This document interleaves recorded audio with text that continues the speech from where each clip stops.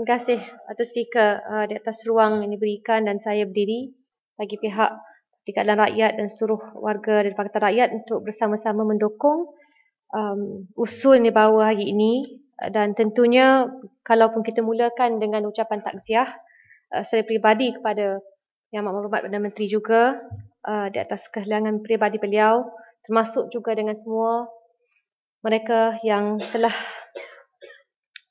terkorban dalam serangan ini. Saya juga di sini ingin menyatakan terima kasih kepada Perdana Menteri dan saya berharap agar semua, bukan sahaja mereka yang dipilih untuk berbahas pada hari pagi ini, tetapi juga mereka-mereka lain daripada pihak Barisan Nasional dapat memahami dan to exercise dengan izin some magnanimity.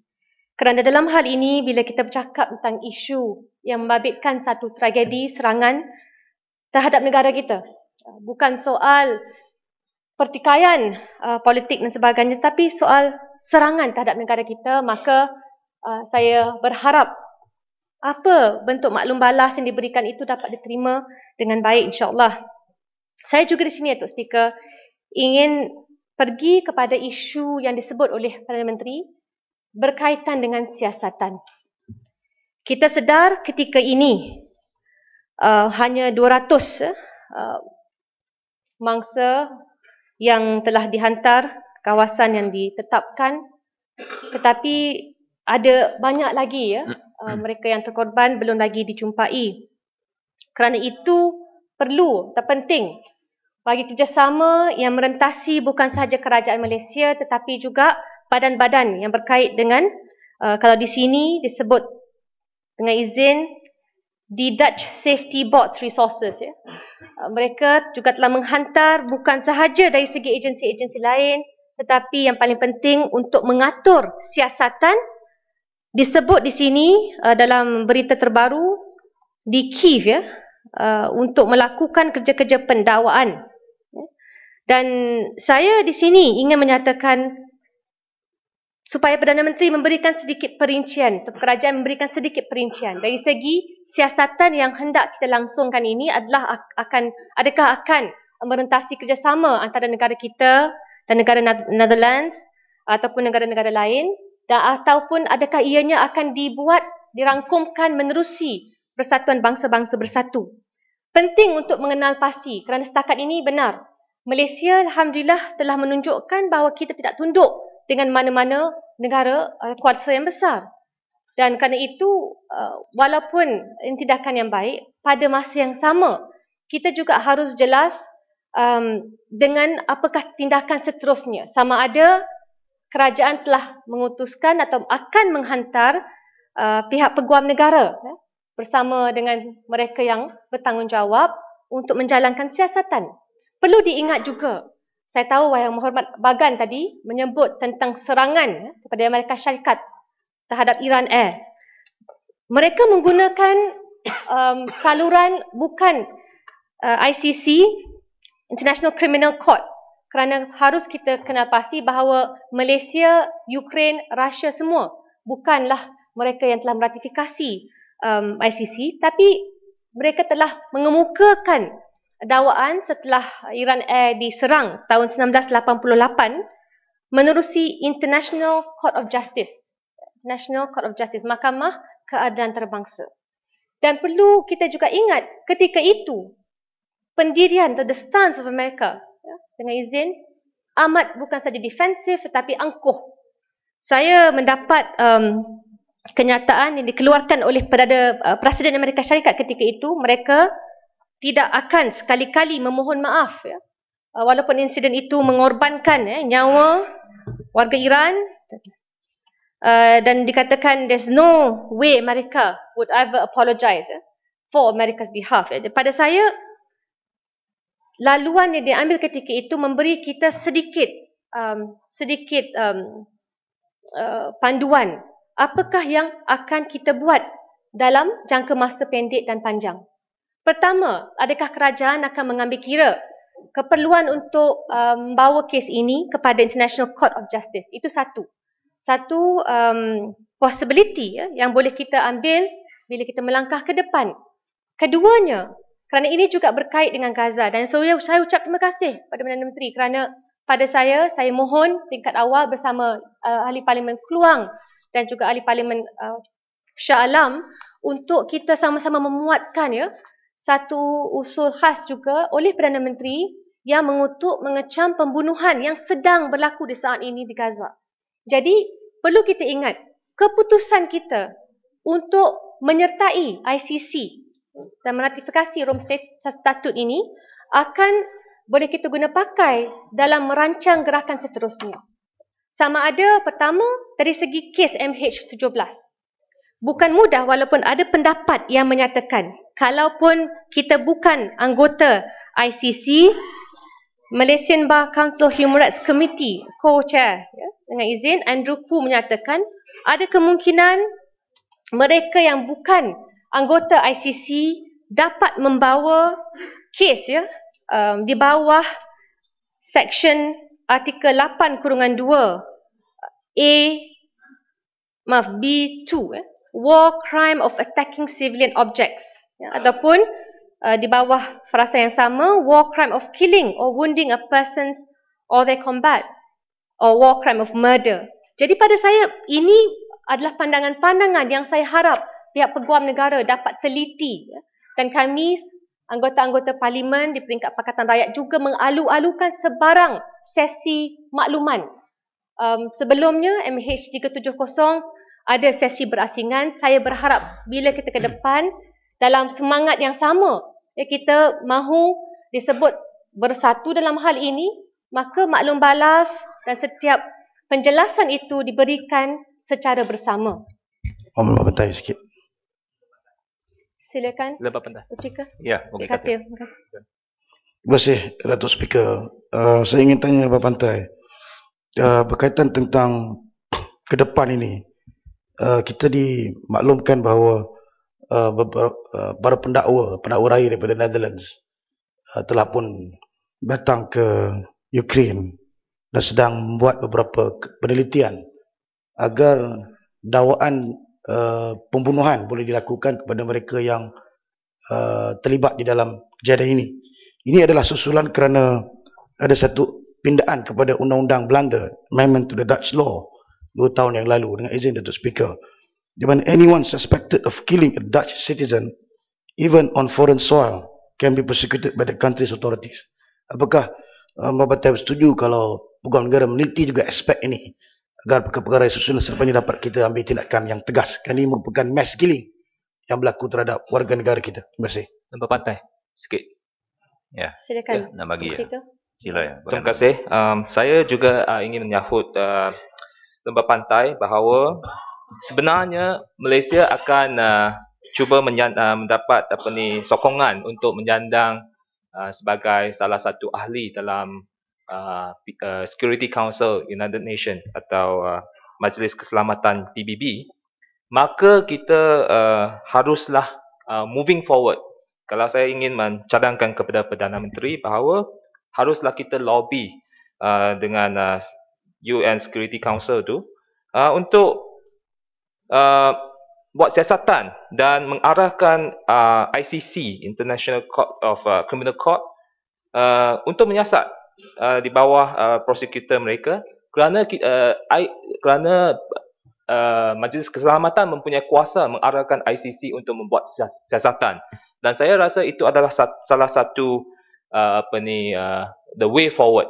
Dan saya juga jangkakan kalau kita tengok experience daripada Korean Air dan juga Iran Air yang mengambil masa berpuluh tahun, maka saya pun ingin mencadangkan kepada Perdana Menteri bahawa adakan satu bipartisan committee untuk untuk move forward, maksudnya untuk monitor perkembangan, kerana saya tidak mahu kita hanya rasa concern pada peringkat awal, tapi apabila masalah diplomatik, birokrasi, international birokrasi, atau sebab oleh Cold War antara negara barat dan negara Russia, dan kita terpaksa give up eventually. Last kali saya ingin merakamkan takziah kepada keluarga Nur Syazana Muhammad Saleh daripada Bayan Baru dan juga semua mangsa-mangsa yang terkorban dalam MH17. Terima kasih. Terima kasih Bayan Baru, terima kasih Bukit Katil lah. Terima kasih Dr. Speaker juga. Saya bersetuju, kerana itu saya menanyakan bila kita bercakap atau kita mendengar pertusan daripada yang Perdana Menteri tadi bercakap tentang isu further investigations dengan izin ataupun siasatan seterusnya. Adakah kita akan mengadakan kerjasama terus dengan pendakwa raya di Netherlands yang sekarang berada di Ukraine? Kerana kita harus faham itu berkait dengan undang-undang dalam negara mereka sendiri. Bila bercakap tentang peringkat antarabangsa, kita sedang berurusan dengan negara seperti Rusia, Ukraine. Bercakap tentang gerakan pemisah, kalau ikutkan saya sebut teroris, tapi benar kerana untuk mengenal pasti pihak-pihak yang begitu banyak yang berkait dalam tragedi ini. Kalau kita ambil keputusan untuk pergi sahaja mengikut saluran Mahkamah Jenayah Antarabangsa, International Court of Justice, perlu diingat dalam kes yang berlaku tahun 1998 terhadap serangan terhadap Iran Air, kesalahan itu jelas, Dr. Speaker. Maksudnya sehingga ke peringkat dibawa ke peringkat United Nations Security Council yang YB Bayan Baru sebut tadi. Sampai ketika itu, the US then Vice President George Bush menyatakan kru yang menyerang itu harus dibela kerana mereka telah melakukan apa yang terbaik dalam keadaan tersebut. Maksudnya they mistaken, mereka telah salah anggap pesawat tersebut sebagai pesawat militeri, bukannya pesawat yang membawa penumpang biasa, rakyat berdosa.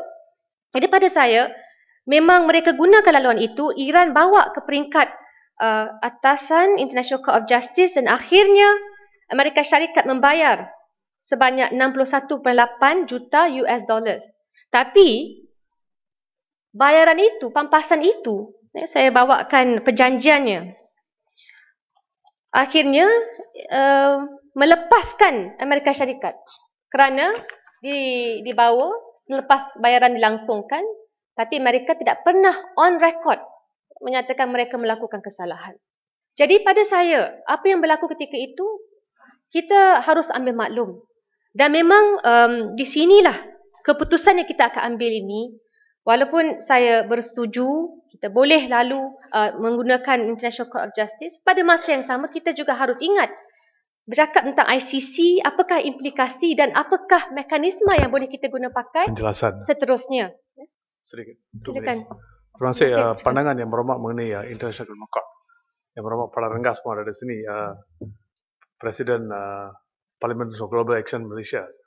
Berhormat, sebenarnya pada tahun 2011, Kabinet Malaysia telah mengatakan bahawa kita akan menjadi seorang anggota dengan ICC. Tetapi sehingga ini accession kepada ICC tidak dibuat. Dan satu peluang, actually is a golden opportunity yang kita telah hilang. Although di international level kita telah memberi komitmen kita, dan kita rasa satu di antara perkara adalah seperti yang dikatakan oleh Lemah Pentai mengenai war crime dan sebagainya, dan patut sebagai seorang satu negara state party pada masa ini, we could have referred and used the mechanism expertise oleh ICC. Dan saya rasa adakah yang berhormat Lemah Pentai setuju bahawa kelambatan dan kegagalan Malaysia untuk menjadi anggota ICC telah rob our opportunity to refer this matter for international arbitration. Berhormat Lemah Pentai, satu penjelasan kalau boleh. Silakan YB Klan. Terima kasih Lemah Speaker dan cepat sikit saya nak Lemah Pentai. Isu. 1 minit. Sebenarnya saya nak balik kepada isu yang mengenai war crimes. Sebenarnya negara Belanda telah mula penyiasatan war crimes dan mereka tidak menggunakan ICC ataupun ICJ, tapi mereka menggunakan the law on international crimes. Satu lagi saluran untuk mendapat justice untuk MH17. Apakah cadangan kerajaan, adakah cadangan yang berhormat kerajaan Malaysia support proses ini, menyokong proses ini, dan apakah cara kerajaan Malaysia mesti menggunakan untuk support proses ini? Kita pandangan. Terima kasih, Terima kasih, Dr. Speaker. Ini isu yang penting dibangkitkan oleh kedua-dua ahli parlimen. Kerana itulah saya katakan bab kesinambungan. Dari segi konsistensi, apakah yang telah kita laksanakan sebelumnya yang akan memberi impak kepada keputusan-keputusan kita ke depan. Bercakap tentang peninggalan ataupun khazanah Zopfan, the zone of neutrality, yang sering menjadi sebahagian daripada identiti kita, memberi kita kekuatan dalam kita berhadapan dengan Russia dan juga Amerika Syarikat, dan sedikit panduan bagaimana untuk mengatur langkah-langkah kita. Tetapi saya sebenarnya agak partisan kepada kita menganggotai ICC. Kerana kalau kita dah mulakan gerakan ke arah itu, maka kita harus fikir bagaimana untuk selesaikan bertitik tolak daripada perbincangan dan juga usul yang dibahaskan pada hari ini. Ya, inilah disebut golden opportunity, peluang keemasan. Speaker. Ya. Kota Baru. Okay, pendek. Terima kasih. Datuk Editor. Lembah Pantai tadi bercakap mengenai pampasan yang saya kira mengambil masa ataupun proses yang panjang untuk terselesaikan. Saya nak minta pandangan Lembah Pantai, adakah Lembah Pantai boleh bersetuju isu mengenai basic travel insurance policies yang juga menjadi suatu perdebatan pada hari ini apabila passengers yang ada dalam MH17 yang terlibat dalam kes ini dikatakan travel insurance policy ini tidak cover kepada terorisme dan juga war. Adakah Lembah Pantai boleh setuju kita minta Peguam Negara mengkaji aspek perundangan dalam perkara ini dan ini merupakan kepentingan pada keluarga mangsa itu sendiri. Terima kasih. Saya rasa dengan yang baik, Speaker. Saya juga ingin menyatakan kita tak cukup, pada saya pendirian kita tak cukup dengan mendapatkan pampasan.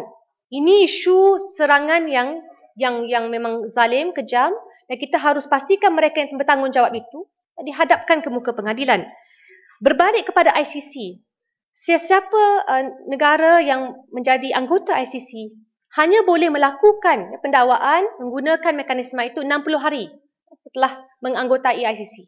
Jadi pada saya berikan cadangan dan saya harap kerajaan dapat mengambil kira kerana kita tak boleh melihat pada isu jangka masa pendek, tetapi apakah mekanisme lain yang kita boleh gunakan ke depan.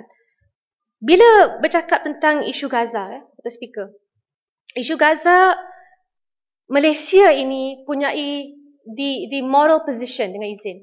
Kerana kita tidak ada hubungan diplomatik dengan Israel.